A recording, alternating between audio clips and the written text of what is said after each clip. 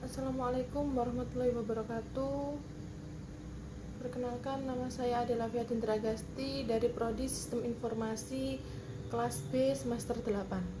Di sini saya akan mempresentasikan tentang teori kepuasan.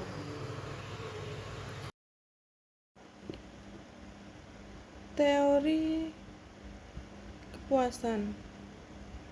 Teori kepuasan menjelaskan apa yang memotivasi individu untuk bertindak berdasarkan kebutuhan-kebutuhan dasar mereka. Teori ini berfokus pada isi atau substansi dari kebutuhan manusia. Teori hierarki kebutuhan Maslow.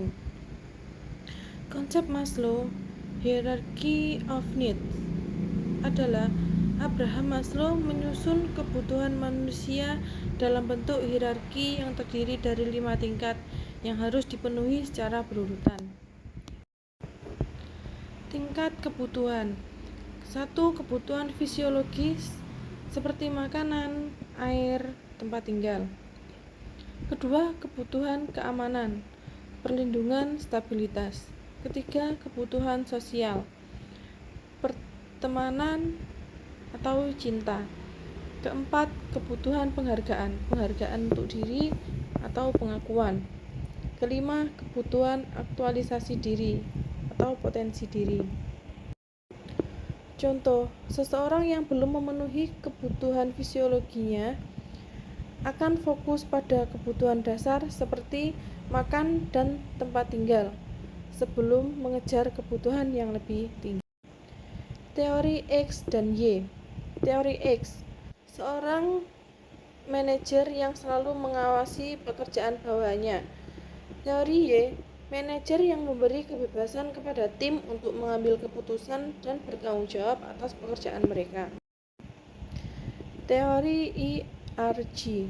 Konsep teori IRG oleh Clayton Alderfer. Teori ini mengidentifikasi 3 kategori kebutuhan yang bisa dipenuhi secara bersamaan. 1. Existence, kebutuhan dasar seperti makanan dan tempat tinggal. Kedua, related needs, kebutuhan untuk hubungan sosial dan rasa saling memahami. Ketiga, growth, kebutuhan untuk pengembangan pribadi dan pencapaian potensi diri.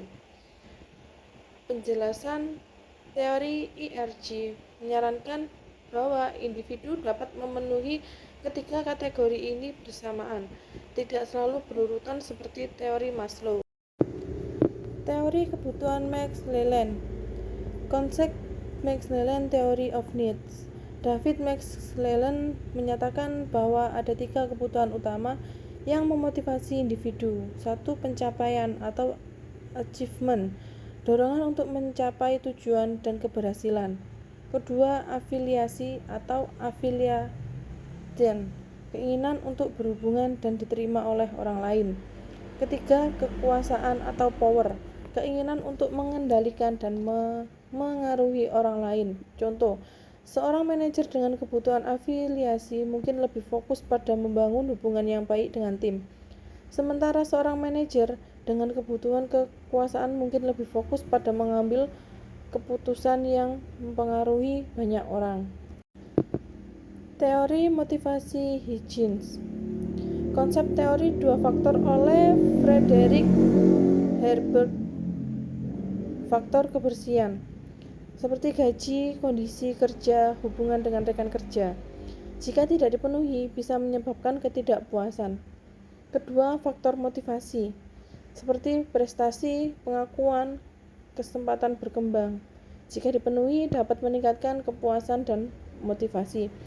Contoh, faktor kebersihan, ruang kerja yang nyaman, gaji yang layak. Kedua, faktor motivasi, kesempatan untuk mendapatkan penghargaan atau promosi. Kesimpulan, teori kepuasan berfokus pada apa yang memotivasi individu berdasarkan kebutuhan manusia yang beragam. Teori-teori ini penting untuk memahami cara memotivasi individu dalam konteks pekerjaan dan kehidupan sehari-hari.